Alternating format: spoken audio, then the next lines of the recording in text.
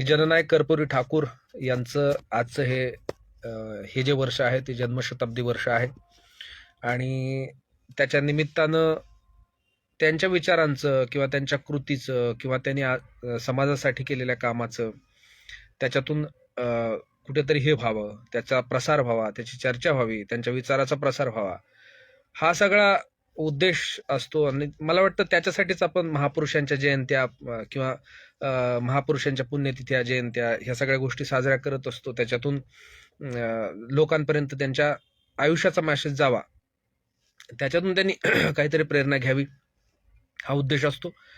तसंच जननायक कर्पूरी ठाकूर यांच्या जन्मशताब्दी वर्षाच्या निमित्तानं एक चांगली गोष्ट झाली की ती म्हणजे आपण आता पाहतो आहोत की त्यांना भारतरत्न या आपल्या देशाच्या सर्वोच्च नागरी पुरस्कारानं त्यांचा सन्मान करण्यात आला. आणि हा फक्त एक नाभिक समाजाचं व्यक्ती म्हणून अर्थातच तो आपल्यासाठी गौरवत आहे. त्याच्याशिवाय त्यांनी जे काम केलेलं आहे बिहारमध्ये, किंबहुना मुंगेरीलाल कमिशन म्हणजे मंडल आयोगाच्या अगोदरचं जे त्यांचं रिझर्वेशन किंवा आरक्षणासंदर्भातलं काम आहे, हे फक्त प्रातिनिधिक एकच काम सांगतोय मी तुम्हाला, पण असे इतके महत्वाचे कामं आहेत की ते कामं पाहता कदाचित भारतरत्न हा पुरस्कार त्यांना एक 10 ते 15 वर्ष अगोदरच मिळायला हवा होता असं मला वाटतंय. हे सगळं माझं वैयक्तिक मत आहे. पण महत्वाचं हेच आहे की त्यांचं जे काम आहे, जर आजची जी प्रसार माध्यमं किंवा मीडिया आजचा त्या काळात जर असता, ज्या वेळेला कर्पूरी ठाकूर हे मुख्यमंत्री होते, उपमुख्यमंत्री होते किंवा शिक्षण मंत्री होते, म्हणजे राजकारणात गेल्यानंतर किंवा ज्याला आपण काय म्हणूयात की लोकशाहीच्या माध्यमातून निवडणुकीतून पदं मिळवल्यानंतर त्यांनी जे काम केलं, जर ते आजच्या तर मला मी सांगत हे होतो की जर आज जी प्रसार माध्यमांची स्थिती आहे, कदाचित जर कर्पूरी ठाकूर यांच्या वेळेला ही प्रसार माध्यमांची स्थिती असती तर कदाचित हे नाव तेव्हाच देशभरात सगळीकडे पसरलं असतं, कळालं असतं. आणि त्यांनी केलेले कामं जे आज आपल्याला माहिती होतात आजपर्यंत पुस्तकांच्या माध्यमातून, व्हिडिओच्या माध्यमातून किंवा भारतरत्न एकूणच हा पुरस्कार दिल्यानंतरचा जेवढा कर्पूरी ठाकूर यांचा व्यक्तिशः परिचय हा सर्वसामान्यांना होतोय, तो 20-25 वर्षा अगोदरच आपल्या समाजाला झाला असता, देशभरात झाला असता. आणि त्याच्यातून मला असं वाटतं की त्यांच्या कामाचा तो प्रसार झाला असता आणि त्याच्यातून त्या त्या राज्यातील जे काही त्यावेळेचे सरकार होते, जे काही मुख्यमंत्री होते, जे व्यक्ती होते, त्यांनी कदाचित आदर्श घेतला असता की इतकं महत्वाचं काम कर्पूरी ठाकूर यांनी त्यांच्या मुख्यमंत्री पदाच्या काळामध्ये केलंय. किंबहुना एक पुढारी म्हणून करत असताना त्यांचं जे जीवन होतंय, फक्त प्रशासकीय म्हणजे मुख्यमंत्री अर्थात सत्तेत असतानाच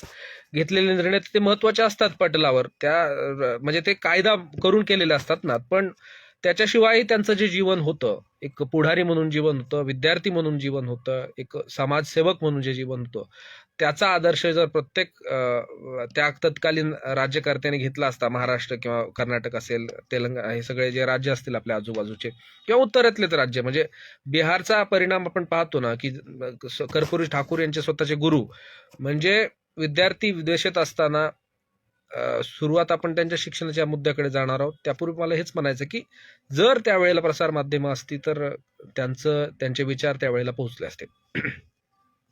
बरं, आजच्या या कार्यक्रमात या आभासी माध्यमाच्या माध्यमातून आपण बोलतो आहोत, चर्चा करतो आहोत, पण खऱ्या अर्थानं याच्यामध्ये एक जे लाईव्हलीहूड असतं, ज्याला आपण जिवंतपणा असतो, तो कुठेच दिसत नसल्यामुळे हे एकतर्फीच कम्युनिकेशन आहे असं मला वाटतं. पण हरकत नाही, तंत्रज्ञान आहे आणि सगळीकडेच माणूस पोहोचू शकत नाही. त्याच्यामुळे या सगळ्या तंत्रज्ञानाचा वापर करूनच आजच्या कार्यक्रमात मी आपल्याशी संवाद साधतोय. तर कार्यक्रमाची सुरुवात म्हणण्यापेक्षा कर्पूरी ठाकूर यांच्या जीवन चरित्राचा विचार करत असताना नाभिक समाजाची प्रासंगिकता सांगणं जास्त महत्वाची वाटते. किंबहुना त्यांचे विचार आणि आजचा नाभिक कसा आहे याच्याशी आपण बोलणार आहोत.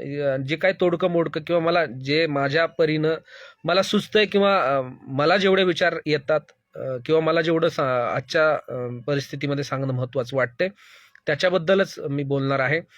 पहिल्यांदा तर कर्पुरी ठाकूर आणि नाभिक समाज असा जेव्हा विचार करतो आपण, तेव्हा पहिल्यांदा कर्पुरी ठाकूर यांचा शिक्षणाचा मुद्दा हा मला सगळ्यात जास्त महत्वाचा वाटतो. कारण की आपण पाहतोय आपल्या देशामध्ये महापुरुष जे कोणते असतील, म्हणजे जसे की डॉक्टर बाबासाहेब आंबेडकर असतील, महात्मा फुले असतील, लोकमान्य टिळक असतील, किंवा अलीकडच्या म्हणजे स्वातंत्र्य काळामध्ये खूप सारे बॅरिस्टर आपण पाहिले, महात्मा गांधींपासून तर अगदी नेहरूंपर्यंत. ह्या सगळ्यांचा जर विचार केला, या सगळ्यांचा बॅकबोन काय असेल, ह्या सगळ्यांचा महत्वाचा घटक काय असेल, तर तो म्हणजे शिक्षण.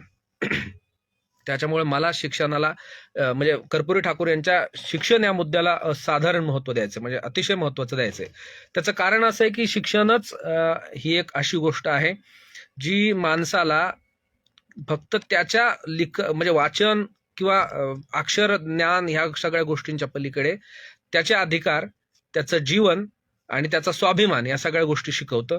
त्याच्यामुळे शिक्षण हे अतिशय महत्वाचं आहे. आणि कर्पुरी ठाकूर यांनी एक समाजाचा पुत्र म्हणून, नाभिक समाजाचा पुत्र म्हणून त्यांनी जे शिक्षण त्या काळात बिहारमध्ये घेतलं, त्या शिक्षणाला महत्व आपल्याला द्यावं लागेल, तिथूनच सुरुवात करावं लागेल. किंबहुना त्यांचं शिक्षणच त्यांच्या पुढच्या कारकिर्दीसाठी महत्वाचं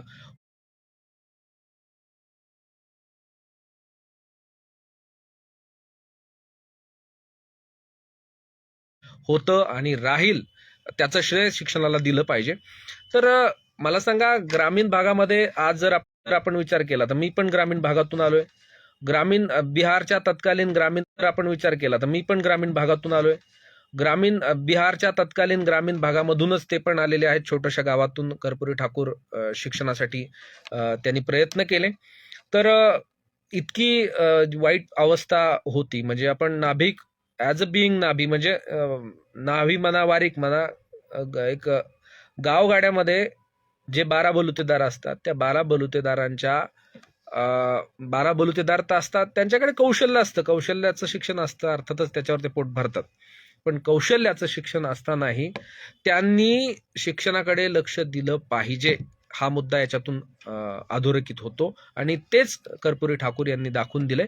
कारण की जर त्यांचे वडील हजामती करायचेच, लोकांच्या कटिंग दाड्या करायचेच, त्यांच्या वडिलांनी ठरवलं असतं, किंवा मग त्यांनी पण वडिलांकडे पाहून प्रयास केला असता की नाही, चला, आपल्या वडिलांनी आपली हयात सगळी ही लोकांचं सेवा करण्यातच घालवली, हजामती करण्यातच घालवलेली, आपणही करू शकलो असतो. पण नाही, त्यांनी निश्चय केला की आपण शिकलं पाहिजे. शिक्षणानं परिवर्तन होत असतं, त्याच्यातून नव्या नव्या गोष्टी शिकायला मिळतात आणि त्याच्यातून जीवन उन्नती होत असते. हा धागा कर्पुरी ठाकूर यांना गवसला आणि त्याच्यातून त्यांनी प्रेरणा घेतली आणि ते शिकले. आता शिक्षणाचा उल्लेख सांगायचा ढोबळमानानं सगळ्या गोष्टी व्हिडिओच्या किंवा भारतरत्न पुरस्काराच्या नंतर कर्पुरी ठाकूरांचं शिक्षण, त्यांचं चरित्र किंवा त्यांच्या संदर्भातले जे काही किस्से आहेत, ह्या सगळ्या गोष्टी आपल्यापर्यंत आजपर्यंत आलेल्या आहेत.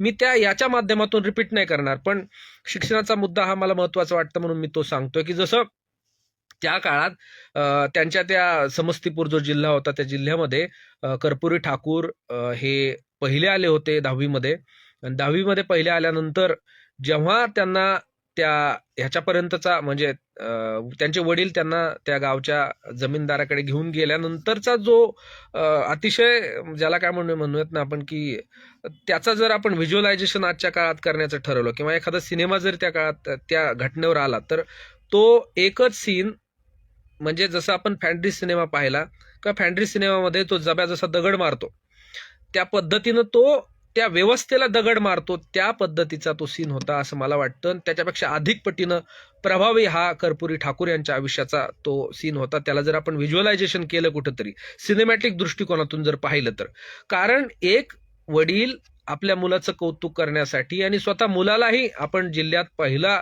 आपण शिक्षण घेऊन संघर्ष करून इतक्या मागास समाजातून येऊन पहिले येतो, तिथं कोणतीही सुविधा नसताना आपण शिकतो, पहिले येतो. आणि जेव्हा त्या जमीनदाराकडे गावच्या छोट्याशा कौतुकासाठी जायचं असतं, की आपल्याला माहिती आहे कौतुक कोणालाही आवडतं आणि कौतुकातून बऱ्याचदा प्रेरणा मिळते. मला तरी कौतुकातून प्रेरणा मिळत आलेली आहे आणि ती सगळ्याला मिळावी.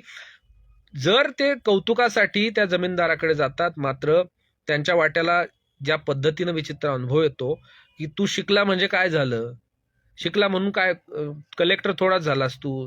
त्याच्या मुलाच्या समोर त्याच्या वडिलाला आज्ञा दिली जाते, आदेश दिला जातो की तू माझे पाय दाब, आणि तू पण, म्हणजे मुलाला पण सांगितलं जातं की तुलाही तरी हजामतीच करायच्यात शिकून. त्याच्यातून एक म्हणजे ती सरंजामी वृत्ती त्या जमीनदारातून दिसायला लागते आणि त्याच वृत्तीचा त्यांनी सकारात्मक म्हणजे त्या वाक्याचा, त्या जमीनदाराच्या वाक्याचा त्यांनी सकारात्मक त्याचं कन्व्हर्जन केलं आणि त्यांच्या आयुष्यात त्याच्यातून प्रेरणा घेतली. मला वाटतं हा सगळ्यात महत्वाचा, इथूनच कदाचित त्यांनी असं ठरवलं असावं की आता व्यवस्थेला आपल्याला लाथ घालायची आहे. आपली जुलमी असणारी व्यवस्था, गुलामगिरी म्हणून राबवणारी असणारी आपल्याला व्यवस्था, या व्यवस्थेला आपण 10वीपर्यंतचा तर प्रवास केलाय, पण इथून पुढेही आपण उच्च शिक्षण घेऊ आणि त्याच्यातून आपण मेन म्हणजे जिथून सत्तेत जायचं असतं, जिथून तुम्हाला ऍक्टिव्ह पॉलिटिक्समध्ये यायचं असतं, तुम्हाला रस्ते माहिती करून घ्यायचे असतात, ते करण्याचा प्रयत्न कर्पूरी ठाकूर यांनी केला. आणि अर्थातच आपण पाहतोय पुढे महाविद्यालयीन काळामध्ये कर्पूरी ठाकूर हे तत्कालीन देशभरातच सगळीकडे पसरलेल्या ज्या काही विद्यार्थ्यांच्या संघटना होत्या, अशा विद्यार्थ्यांच्या संघटनेमध्ये ते रुजू झाले. आणि अभ्यास असला, पाठीमागं अनुभव असले, घरचं बॅकग्राऊंड असलं तर माणूस कुठेही बोलायला लागतो, त्याला भीती वाटत नाही, त्याच्या मनातून भीती निघून जाते. तसंच कर्पूरी ठाकूर यांच्या संदर्भातलं झालं. पुढे बाहेर पडले ते गावातून उच्च शिक्षणासाठी. उच्च शिक्षणासाठी बाहेर पडले असताना अनेक विचार, वेगवेगळ्या जगभरातली किंवा देशभरातल्या तत्कालीन समाज सुधारकांची पुस्तकं असतील, म्हणजे ज्या काही क्रांत्या त्या काळात झाल्या होत्या त्या क्रांत्या असतील, किंवा त्या काळातले महापुरुष, महामानवांचे चरित्र त्यांनी वाचली आणि त्याच्यातून एक प्रेरणा घेतली की आपणही आपल्या समाजासाठी, आपल्या देशासाठी काही केलं पाहिजे. आणि असंच एका ठिकाणी भाषण देत असताना त्या काळातले जे समाजवादी नेते होते, नरेंद्र देव असतील किंवा जयप्रकाश नारायण असतील किंवा राम मनोहर लोहिया असतील, ह्या सगळ्या लोकांच्या ते संपर्कात आले. त्यांचं भाषण कौशल्य, ह्या सगळ्या गोष्टी त्यांना इतक्या आवडल्या की त्याच्यातून त्यांना मग त्या संघटनेत काम करायची संधी मिळाली आणि पुढे मग त्या संघटनेतूनच ते राजकारणाकडे वळाले. अर्थातच त्याच्यामध्ये त्यांचा शिक्षक हा असणारी त्यांची जबाबदारी आपल्याला विसरता येणार नाही. मधल्या काळात ते शिक्षक झाले, त्याच्यातून त्यांनी ज्ञानदानाचं काम केलं आणि मग ऍक्टिव्ह पॉलिटिक्समध्ये ते गेले आणि पहिल्यांदा ते 1952ला आमदार झाले. दुसरा शिक्षणानंतरचा दुसरा मला महत्वाचा मुद्दा वाटतो की तो म्हणजे संघर्ष. आता शिक्षण करतानाचा संघर्ष होता. आता आपल्या नाभिकांचा जर विचार केला प्रासंगिकतेचा, आता मी सांगितलंय कर्पूरी ठाकूर ठरांबद्दल सांगितलं, आता तुम्हाला प्रासंगिकतेबद्दल बोलायचं म्हणजे आपण शिक्षणासाठी आपण खरंच प्रयत्न करतो का? आता मी ग्रामीण भागातून आलोय, माझ्या गावात माझं एकच घर आहे, माझ्या घरामध्ये वडील जेमतेम 3री-4थी शिकलेले होते आणि पारंपरिकच व्यवसाय मी पण करत आलो, आजही कधी मधी करतोच. आता एका ठिकाणी जॉबला तो भाग वेगळा आहे, पण करत आलो मी. पण मला असं वाटतं की शिक्षणाचं महत्व प्रत्येकाला समजलं पाहिजे. मी मला सांगायचं हे आता की माझ्या नातेवाईकातले किंवा माझ्या परिसरातले असे तुम्हाला 10 नावं घेऊन दाखवू शकतो माझ्या नात्यातले, की ते माझे मावस भाऊ असतील, माझ्या मामाचे मुलं असतील, किंवा म्हणजे डायरेक्ट नाव घेण्यापेक्षा मी सांगतो की इतक्या जवळच्या नात्यातले आहेत ज्यांना शिक्षणाचं महत्व आजही नाही. आणि ही अतिशय खेदजनक गोष्ट मला वाटते. शिक्षण घेणं म्हणजे तुम्हाला वाचता येणं, जी पारंपरिक रूढ किंवा पारंपरिक पद्धत होते की बाबा मला वाचता येतंय, माझं वाचन झालं की मला शिक्षणाची गरज नाही. पण वाचन येण्यापर्यंतचं शिक्षण महत्वाचं नाही ना, त्याच्यापुरतं तुम्हाला जगभरातले विचार कळतात का? विचार म्हणजे विचाराचे प्रवाह कळले पाहिजे. आपण सहज असं म्हणतो की आम्हाला कुठं काय म्हणतात ना, आम्हाला कुठं तज्ज्ञ व्हायचं, त्याच्यातला कुठं राजकीय तज्ज्ञ व्हायचं. पण मला एक सांगायचं वाटतं की आज आपण जसं म्हणतो ना, राजकारणावरून आम्हाला काही घेणं देणं नाही, पण प्रत्येक गोष्ट जी आपल्यासोबत दिवसभरात होते किंवा 24 तासात होते त्याच्या मागे एक मोठं राजकारण असतं. आणि राजकारण हे काय अस्पृश्य नाहीये. राजकारणात येणारे विचार हे खूप ठरवून आलेले असतात. ते राजकीय विचार आपल्याला समजून घेण्यासाठी शिक्षण महत्वाचं आहे. मला हेच सांगायचं की आपण गफलत करतो की आम्हाला राजकीय पक्षांशी याच्याशी काही घेणं देणं नाही, पण संघटनेशी घेणं देणं असलं पाहिजे, राजकारणाशी घेणं देणं असलं पाहिजे, पक्षांचे विचार आपल्याला समजले पाहिजेत. कोणता पक्ष काय घेऊन पुढे येतो, कोणतं शासन कशा प्रकारचे निर्णय आणि किंवा नवनवीन काही गोष्टी आणतं आपल्यासमोर, ह्याच्यासाठी आपल्याला शिक्षण महत्वाचं आहे. म्हणून मला असं वाटतं की नाभिक समाजातल्या मुलांनी शिक्षणाकडे लक्ष दिलं पाहिजे, जे की आजच्या परिस्थितीला अतिशय वाईट आहे.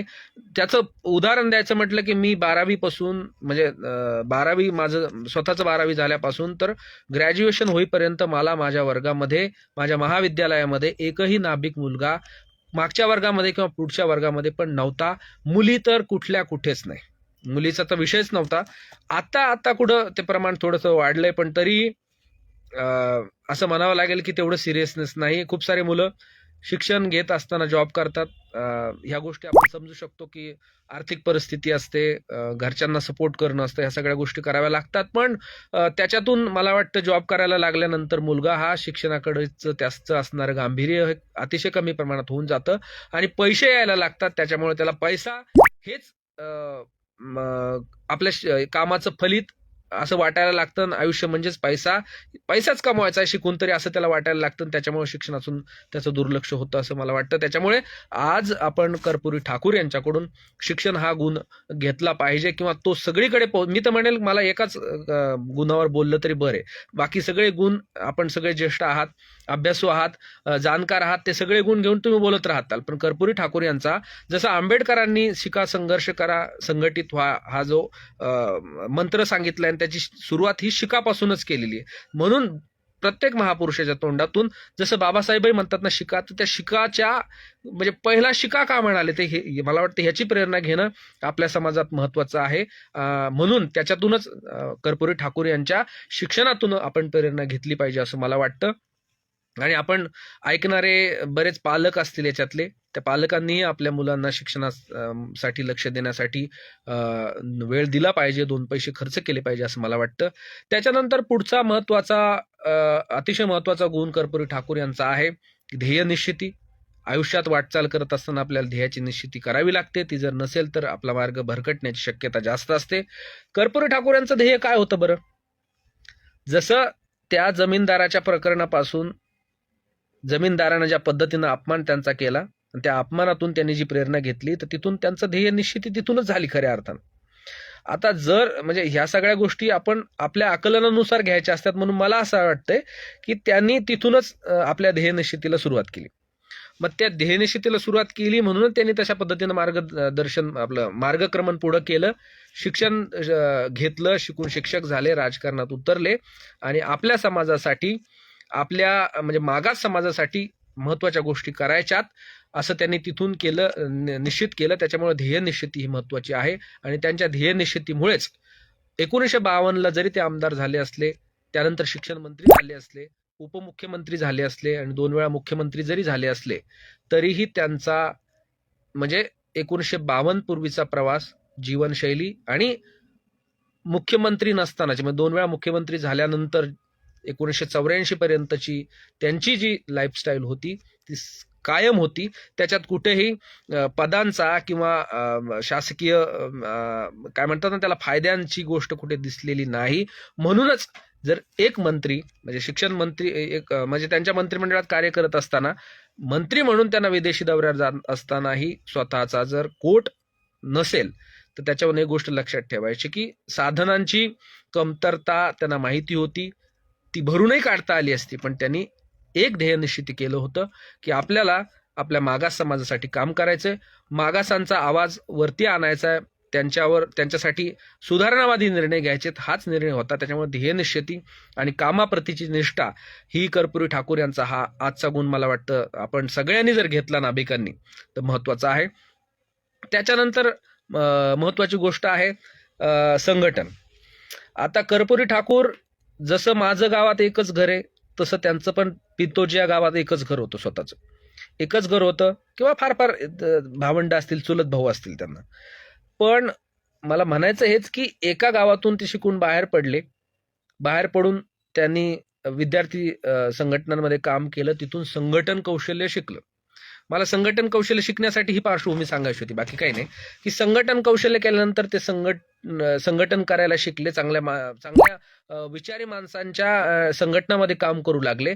तसंच कर्पूरी ठाकूर यांच्यासारखंच आपण संघटन शिकायला पाहिजे. त्या संघटनासाठी आपल्या माणसांशी संपर्क केला पाहिजे. त्याच्यासाठी आपल्यातला असणारा इगो असेल, किंवा आपल्यातला असलेला बडेजाव असेल, किंवा आपला कडे असणारा साधन संपत्ती आजच्या भाषेत पैसा म्हणूयात, ह्या गोष्टी जर बाजूला ठेवल्या तर आपल्या समाजामध्ये कुठेतरी कम्युनिकेशन, ज्याला संवाद म्हणूयात, तो संवाद होईल. आणि संवादाशिवाय कोणतंही संघटन शक्य नसतं. त्याच्यामुळे तुम्ही संवाद जर साधला एकमेकांना, आज तर इतक्या प्रसारमाध्यमांची उपलब्धता आहे, त्याच्यामुळे प्रत्यक्ष नाही भेटले तरीही तुम्ही एकमेकांशी संघटित होऊ शकता, विचारांच्या माध्यमातून संघटित होऊ शकता. एखादा विचार हा तुम्हाला संघटनेसाठी प्रवृत्त करू शकतो आणि त्या विचारांवरच संघटनेचं राजकारण किंवा संघटनेचं प्रवास हा डिपेंड असतो.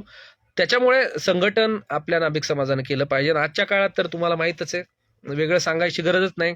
ज्या पद्धतीनं मराठा आरक्षणाचा प्रश्न आपल्या महाराष्ट्रामध्ये पुढं आणल्या गेला, त्याच्यातून स्वतंत्र आरक्षणातून ओबीसी आरक्षणापर्यंतचा प्रवास झाला. खरं म्हणजे हे मला आज याच्याबद्दल खूप बोलता येईल, मला खूप बोललं असं वाटतंय, पण त्याच्यासाठी व्यासपीठ मिळत नाही. आता हे व्यासपीठ आज दिलंय. आपल्याला व्यासपीठ पाहिजे असलं जातीसाठी, छोट्या छोट्या जातीसाठीचं व्यासपीठ हे आपल्याला स्वतःलाच निर्माण करावं लागेल. मी मोठ्या व्यासपीठावर जाऊन माझं दुःख नाही मांडू शकणार ना. माझं दुःख मोठ्या व्यासपीठावर नाही म्हणताय ना. त्यामुळे आज भाले सरांनी खरं तर चांगलं काम केलं की मला व्यासपीठ उपलब्ध करून दिलं. मला एक गोष्ट सांगायची, मला वाटतं ती गोष्ट आपल्यापैकी बऱ्याच जणांच्या मनात देखील असू शकते, ही की मराठा आरक्षणाच्या या निमित्तानं जी सामाजिक घडी आज विस्कटलेली आहे, 12 बलुतेदारांच्या मनामध्ये जी भीती निर्माण झालेली आहे, त्या भीतीला आजही कुठेही थांबण्यासाठी फुलस्टॉप नाहीये. म्हणजे ती भीती आजही मनात वाटते. एक नाभिक सारखा आपला एक जो समाजामधला एक घटक आहे, अतिशय small, it is micro OBC म्हणून त्याला आपण जे म्हणतो, की प्रत्येक गावामध्ये आपल्यासारख्यांचं एकच घर असतं. आता ओबीसी आरक्षणाच्या प्रश्नावर आता मी माध्यमात काम करतो, मला गावाकडून खूप फोन आले, म्हणजे तुम्ही वेगवेगळ्या विषयावरचे व्हिडिओ करत असता, मराठा आरक्षणावरचा व्हिडिओ का करत नाहीत? तुम्ही मराठा जरांग्यांच्या आरक्षणाला तुमचं समर्थन आहे का नाही? आणि हे प्रश्न मला वैयक्तिक विचारण्यात आले नाही. ज्या गावात मी गावाच्या ग्रुपमध्ये आहे, ज्या गावात बहुसंख्य मराठा समाज, बहुसंख्य म्हणजे 98% मराठा समाज आहे, त्या गावात एक गावकरी या नात्यानं माझा पण त्या ग्रुपमध्ये नंबर होता. मी ऍक्टिव्ह म्हणजे सदस्य होतो. तिथं विचारण्यात येतं की तुमचं मराठा आरक्षणाबद्दलचं काय मत आहे, किंवा नंतरच्या काळात भुजबळांनी जे आवाहन केलं होतं की मराठ्यांच्या दाड्या कटिंग करू नका, ह्याच्याबद्दलचं तुझं काय मत आहे? मला सांगा, अशा वेळेला मी काय बोललं पाहिजे? अशा वेळेला समजा मी एकच आहे, माझं एकच घर आहे गावात, आणि अशा वेळेला माझ्याकडून त्यांना काय अपेक्षा असणार आहे की बाबा तू पुढे सांग, भुजबळ कसे चुकीचे आहेत, भुजबळांचं आवाहन कसं चुकीचं आहे, आणि मराठ्यांना आरक्षण कसं गरजेचं आहे हे तू सांग. तू ओबीसी आरक्षणाचा इतक्या वर्षांपासून लाभ घेतोयस, तर त्याच्यामुळे तू सांगितलं पाहिजे की ओबीसी आरक्षण, जर मराठा समाज हा ओबीसी आरक्षणात आला तर त्याला काय लाभ मिळू शकतो हे तू सांग, असं त्यांची अपेक्षा असते. त्याच्यासाठी मला फोर्स करण्यात आला. पण आता माझ्यातलं कौशल्य पाहता मी ते त्यांना म्हणजे त्या भाषेमध्ये त्यांना गुडफटून टाकण्यात यशस्वी झालो. पण माझ्या जागेवर जर माझा भाऊ असता किंवा इतर कोणी असतं तर ते काय बोललं असतं?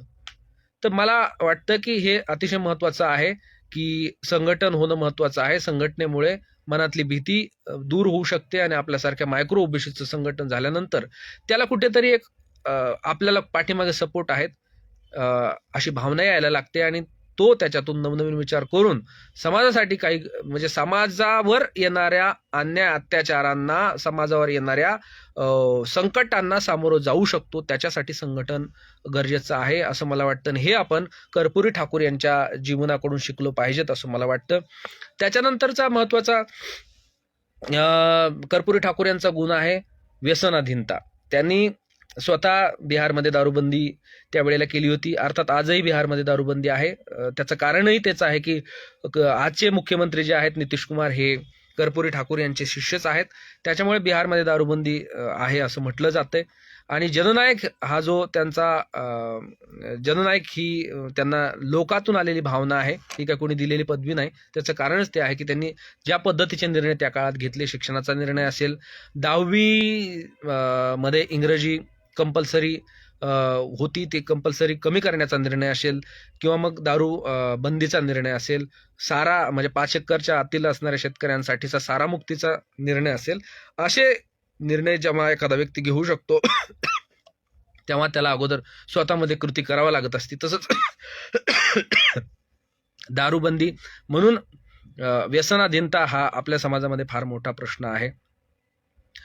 दिवसभराचं काम असतं, हातात हसते खेळते पैसे येत राहतात सहज कटिंग दाढी केल्यानंतर. त्याच्यामुळे पैसा लोकांकडे हात म्हणजे भीक, त्याच्यामुळे आपण नाभिक आहोत की भीक मागण्याची गरज पडत नाही. सहज पैसा येतो. पण त्या पैशाचा वापर बऱ्याचदा म्हणजे मी म्हणजे खरं म्हणजे 10 वर्ष मी कारागिरी केलेली आहे. त्याच्यामुळे माझ्या सोबत असणाऱ्या कारागिरांचं काय होतं रात्री, म्हणजे दिवसभर काम करून संध्याकाळी पैसे येतात, त्या पैशातून रात्री काय होतं ह्याचा मला चांगला अनुभव आहे. म्हणून व्यसनाधीनता आपण आपल्या समाजातून प्रत्येकानं व्यसनापासून दूर राहिलं पाहिजे. हा एक महत्त्वाचा गुण आहे. त्याच्यानंतर आर्थिक नियोजन करता आलं पाहिजे, हा देखील महत्त्वाचा हे आहे. म्हणजे त्याचा आता डायरेक्टली कर्पूरी ठाकूर यांच्या आयुष्याशी संबंध लावता येणार नाही कारण आर्थिक नियोजन या भानगडीत कर्पूरी ठाकूर पडले नाहीत, कारण की महापुरुष आहेत ते. महापुरुषांकडून असं आर्थिक नियोजन वगैरे झालं. हां, त्यांनी ती त्यांच्या राज्यासाठी किंवा तिथल्या जनतेसाठी, मागास समाजासाठी म्हणून अनेक गोष्टींची घडी बसवली, पण त्यांची आर्थिक घडी नाही बसवता आली. अगदी मुलाचा दवाखाना असेल किंवा मुलीचं लग्न असेल, अशा वेळेला त्यांना कोणता शासकीय निधी किंवा शासकीय ज्या काही व्यवस्था केलेल्या असतात त्याचा वापर त्यांनी केला नाही.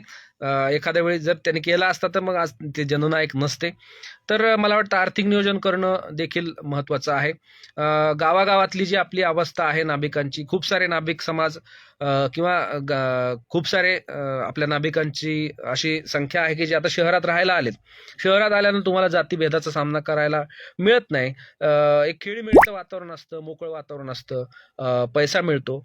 पण नाईलाजानं अजूनही आपला नाभिक समाज मोठ्या प्रमाणात हा ग्रामीण भागात राहतो आणि त्याच्यामुळे नाईलाजानं तिथल्या मराठा समाज असेल किंवा तिथला जो काही बहुसंख्य समाज असेल त्या समाजासोबत त्याला मिसळून राहावं लागतं. पण हे करत असताना त्याच्या मूलभूत हक्कावर गदा होऊ नये, गदा येऊ नये, ह्याच्यासाठी आपण सगळ्यांनी आपण शहरात बसून किंवा प्रत्यक्ष त्यांची वास्तविक चौकशी करून ह्या गोष्टी जाणून घेतल्या पाहिजेत. सोलापूरच्या ठिकाणी नाभिक समाजावर किंवा नाभिक परिवार झालेला हल्ला असेल, या सगळ्या घटना ऐकल्यानंतर निश्चितच आपल्या मनावर त्याचा दूरगामी परिणाम होतो आणि अस्वस्थ वाटायला लागतं. पण परत मनात विचार येतो की आपण काय करू शकतो एकटे एकटे. म्हणूनच मगाशी जसं मी म्हणालो की संघटन आणि संघटना ह्या गोष्टी महत्त्वाच्या आहेत. जर संघटनेच्या माध्यमातून आपण जर प्रबळ झालो तर हे आपल्यावर होणारे हल्ले किंवा आपल्यावर होणारे जातीवाचक शिवीगाळ असेल किंवा धमक्या, गावातून बाहेर काढून देण्याच्या ज्या धमक्या असतात, ह्या धमक्यांना आपण कुठेतरी कमी करण्याचा प्रयत्न संघटनेच्या माध्यमातून करू शकतो असं मला वाटतं. त्याच्यानंतरचा प्रासंगिक मुद्दा हा आहे की सध्या ओबीसीचं आरक्षण धोक्यात आहे, खतऱ्यात आहे असं आपण सगळीकडे ऐकत आलो आहोत. आणि ते कसं आहे त्याचा 4-6 महिन्याचा म्हणजे मागच्या 6 महिन्यातून आपण अनुभव देखील घेतो आहोत.